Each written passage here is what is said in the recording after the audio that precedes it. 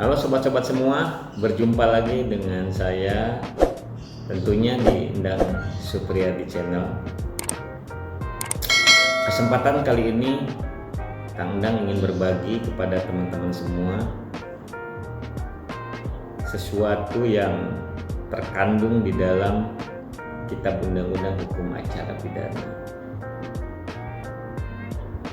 Nah, KUHP ini peran dan fungsinya adalah memberikan kontrol terhadap penegak hukum kepolisian yang khususnya berkaitan dengan melaksanakan tugas peradilan pidana. Nah, tentu kawan-kawan setiap harinya sering mendengar kata-kata penyelidik, kata-kata penyidik, kata-kata jaksa, dan kata-kata hakim.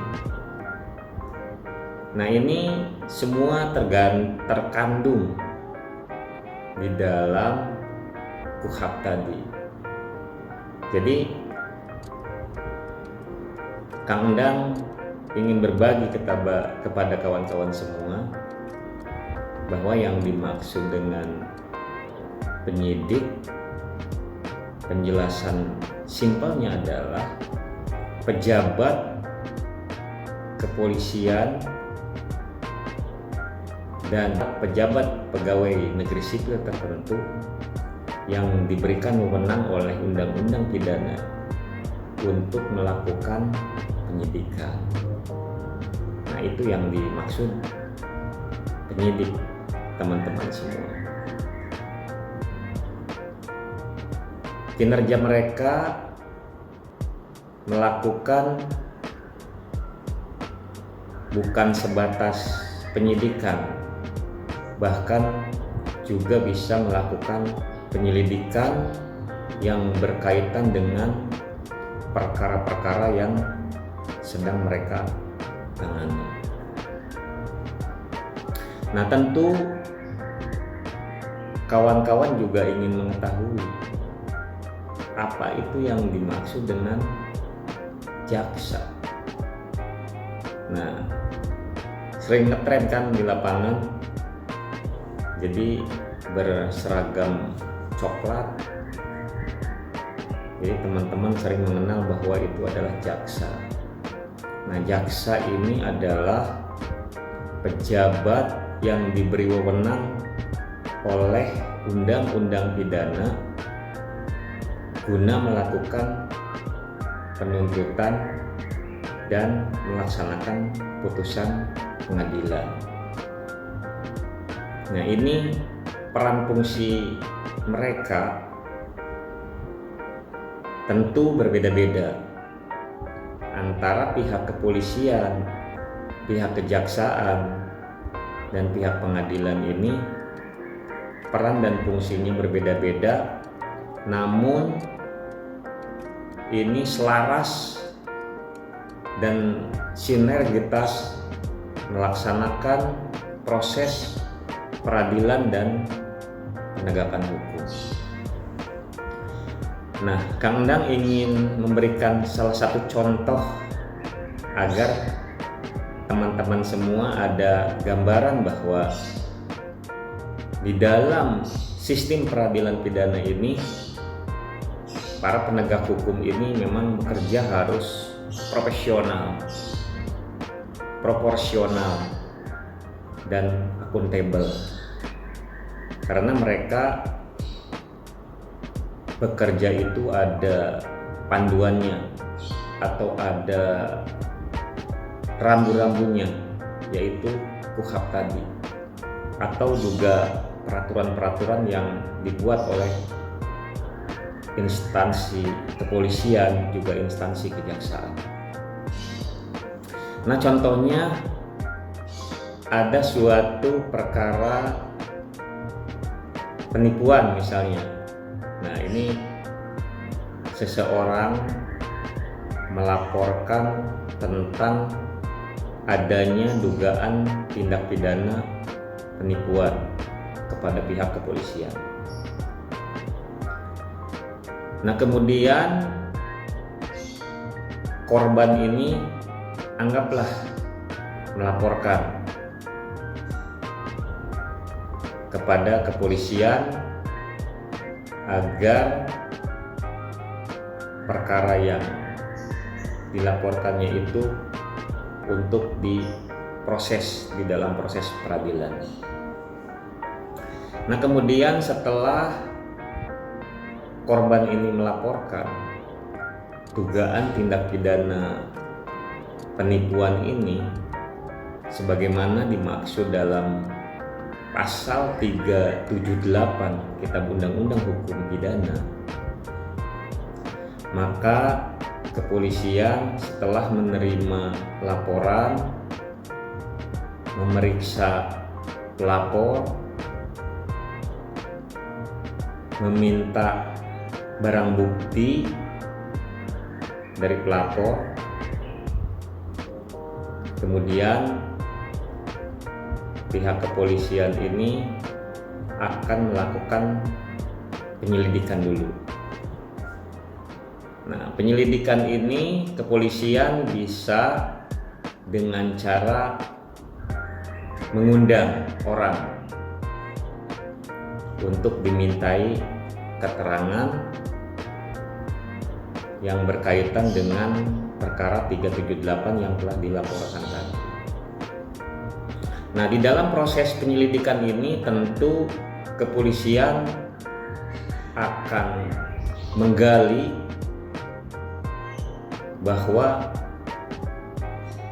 perkara yang dilaporkan itu merupakan tindak pidana apa bukan. Nah, kemudian setelah pihak kepolisian di dalam proses penyelidikannya itu bahwa menyimpulkan ada tindak pidana, maka kepolisian ini akan meningkatkan status penyelidikan kepada penyidikan, teman-teman semua. Nah, tentu peningkatan status dari penyelidikan kepada penyidikan ini kepolisian juga harus melalui serangkaian proses. Di antaranya melakukan gelar perkara. Nah, jadi perkara yang telah dilaporkan tadi itu digelar secara intern kepolisian. Nah, kemudian ketika hasilnya bahwa ini ada tindak pidana, maka meningkatlah kepada proses penyidikan. Nah, tentu kawan-kawan ingin mengetahui apa sih bedanya antara penyelidikan dengan penyidikan. Penyelidikan ini sifatnya tidak mempunyai upaya paksa. Jadi berbeda dengan penyidikan. Jadi penyidikan ini memiliki upaya paksa. Jadi bisa memanggil orang untuk didengar keterangannya, bisa menangkap orang yang diduga sebagai pelaku tindak pidana, bisa menahan, bisa menetapkan seseorang menjadi tersangka, dan lain sebagainya. Nah, artinya proses penyidikan ini sudah mulai menginjak kepada proses menentukan atau mencari minimalnya 2 alat bukti. Bukti-bukti tadi juga harus berdasarkan pasal 184 KUHP.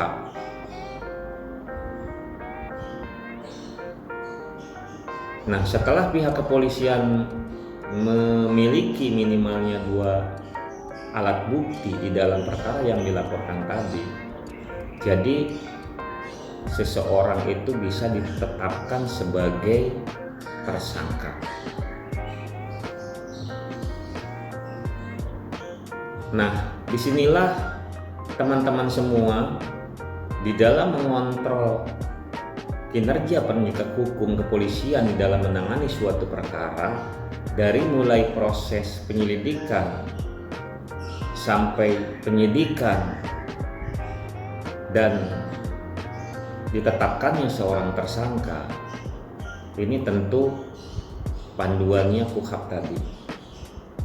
Bagaimana pihak kepolisian di dalam melaksanakan tugas itu tidak menyalahi kewenangan. Sebagai contoh, ketika di dalam proses memanggil. Nah, memanggil ini tentu harus berdasarkan undang-undang. Jadi memanggil itu harus secara patut dan layak. Jadi seseorang dipanggil ini harus diberikan ruang waktu yang cukup, minimalnya 3 hari sejak panggilan itu diterima oleh yang dipanggil, atau maksimalnya 7 hari. Nah, ini masyarakat juga perlu tahu. Jadi tidak boleh penegak hukum memanggil orang hari ini besok harus datang. Itu secara formilnya tidak boleh. Karena apa?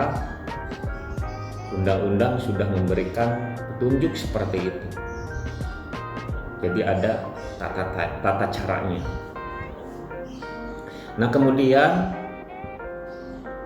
di dalam proses pemeriksaan. Nah, proses pemeriksaan ini juga kepada seorang saksi, polisian tidak boleh menyalahi wewenang. Contohnya melakukan penekanan, menakut-nakuti atau mengintimidasi saksi, atau juga melakukan penekanan dalam tanda petik penyiksaan, menakut-nakuti kepada seseorang yang sudah ditetapkan menjadi tersangka. Nah, ini tentu hukum acara lah yang mengontrol kinerja mereka agar tidak menyalahgunakan wewenang. Nah, pertanyaannya, siapakah yang mengontrol para penegak hukum kepolisian ini? Nah, jadi ini Kang Endang ingin menyampaikan bahwa yang mengontrol para penegak hukum itu adalah masyarakat. Jadi peran serta masyarakat ini juga sangat berguna dan bermanfaat bagi kepolisian negara Republik Indonesia agar menjadi kepolisian yang tangguh, menjadi kepolisian yang mengayomi, melindungi kepada masyarakat, serta bekerja profesional, akuntabel.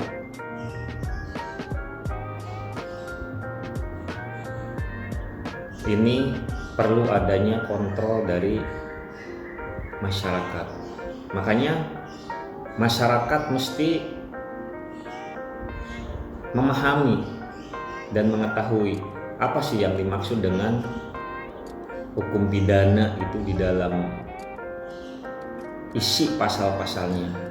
Juga apa sih yang dimaksud dengan hukum acara pidana dan apa sih fungsinya.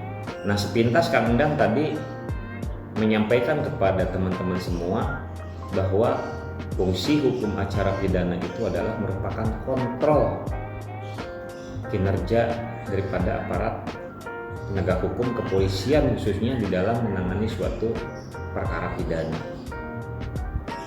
Nah, kemudian setelah kepolisian ini menetapkan seseorang menjadi tersangka, tentu kepolisian ini sudah mengeluarkan yang namanya surat pemberitahuan penyidikan, atau yang sering dikenal itu adalah SPDP. Jadi surat pemberitahuan dimulainya proses penyidikan. Nah, ini sudah mulai nyambung dengan pihak kejaksaan. Jadi kejaksaan itu sudah dikasih tahu oleh aparat penegak hukum kepolisian di dalam menangani suatu perkara penipuan tadi bahwa sudah mulai menyidik dan menetapkan seseorang menjadi tersangka. Nah, dari sejak SPDP itu diberitahukan kepada kejaksaan, maka kepolisian ini bekerja semaksimal mungkin untuk melengkapi berkas-berkas penyidikan tadi agar segera dilimpahkan ke pihak kejaksaan. Nah, simpelnya bahwa dalam perkara penipuan tadi dianggap oleh pihak penyidik kepolisian yang menangani perkara tersebut ini sudah cukup lengkap, alat buktinya minimal 2, itu maka segera dilimpahkan berkasnya kepada kejaksaan. Nah, dari sejak kejaksaan menerima berkas dari kepolisian, itu kejaksaan punya kewajiban meneliti berkas tadi